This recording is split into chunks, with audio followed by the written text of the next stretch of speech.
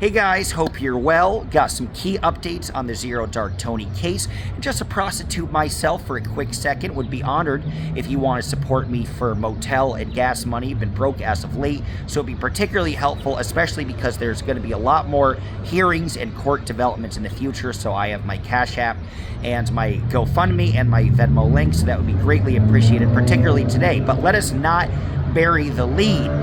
What happened today? What happened is a whole lot of nothing, unsurprising. So it's so funny that ZDT kind of was promoting his chat that this would be some significant event, that he was this great martyr, and this would be the denouement, this would be the final countdown. Nothing of that sort happened. ZDT was asking, was anybody showing up waiting for waiting for him outside? The answer is zero. Nobody showed up to personally support Zero Dark Tony except with his bail bondsman, which he said is there for security, but really it's because the bail bondsman is probably worried that he won't actually pay and needs to secure his presence at court. So don't think this was some voluntary choice by Zero Dark Tony. It certainly wasn't. And there was also a gun hearing today, which I missed, but Enery gave a rundown on that, so I'll talk about that as well. The only thing that really happened today, I don't even need to look at the notes in this situation, is another continuance was granted. You usually get about 2 or 3 continuances. Of course, if you're trying to stay out of jail, if the charges are looking worse and worse, then you're going to want a continuance, and you're going to want as many continuances as possible, especially if you're looking at jail time. So they were successful in that. The prosecutor seems to still be no friend of ZDT's. She asked for the bail, which got reduced from $130,000, I believe, initially, to a much lower amount. She asked for that bail to be reinstated to the original amount, but the judge said, listen, the guy showed up.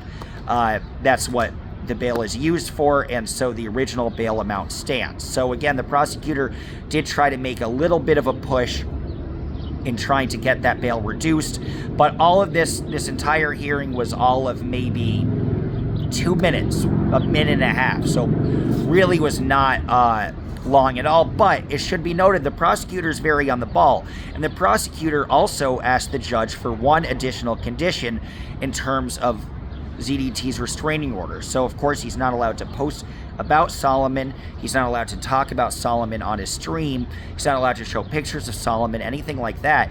But a key stipulation has been added, or really has been clarified. I think it was already, it'll be interesting to go back into court and analyze, was it really there all along? But the prosecutor wanted to stipulate that ZDT also would be unable to share a link that would go to somebody talking about Solomon or go to somebody writing about Solomon.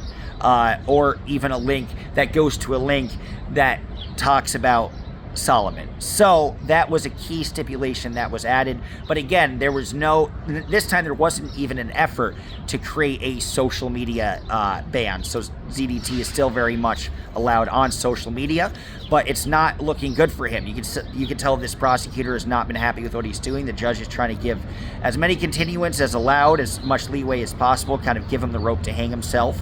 And then also at the same time, at 8:30, there was a hearing that ZDT had to return his firearm. He made previous excuses about that.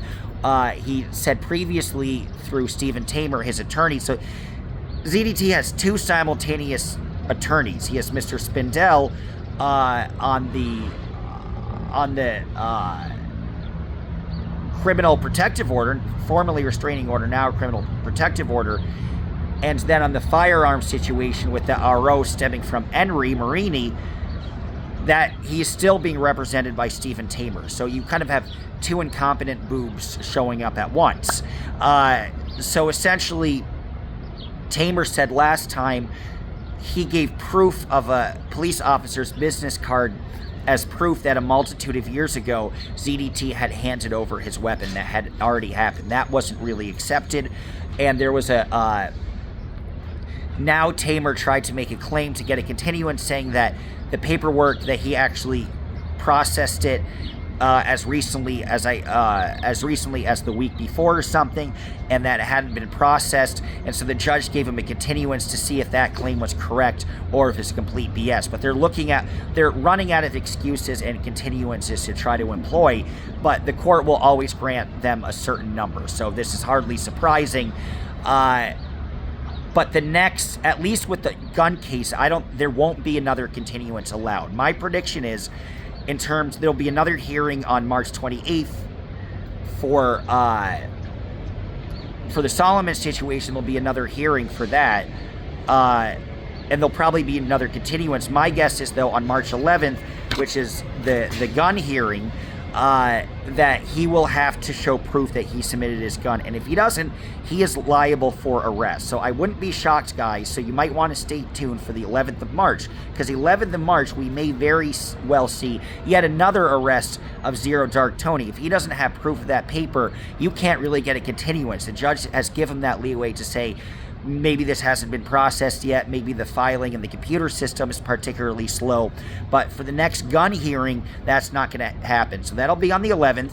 And then on March 28th, there will be, this was an arraignment hearing. This will probably be a subsequent, technically, an arraignment hearing. So I will say, don't expect anything exciting to happen really on March 28th, although on March 11th, I think some exciting things will happen. So you got to be prepared and kind of figure out, what do you really pay attention to. I'm here for you. I'm going to attend the good, the bad, and the boring. So even if it's boring and inconsequential, it's still important to relay and indicate what happened.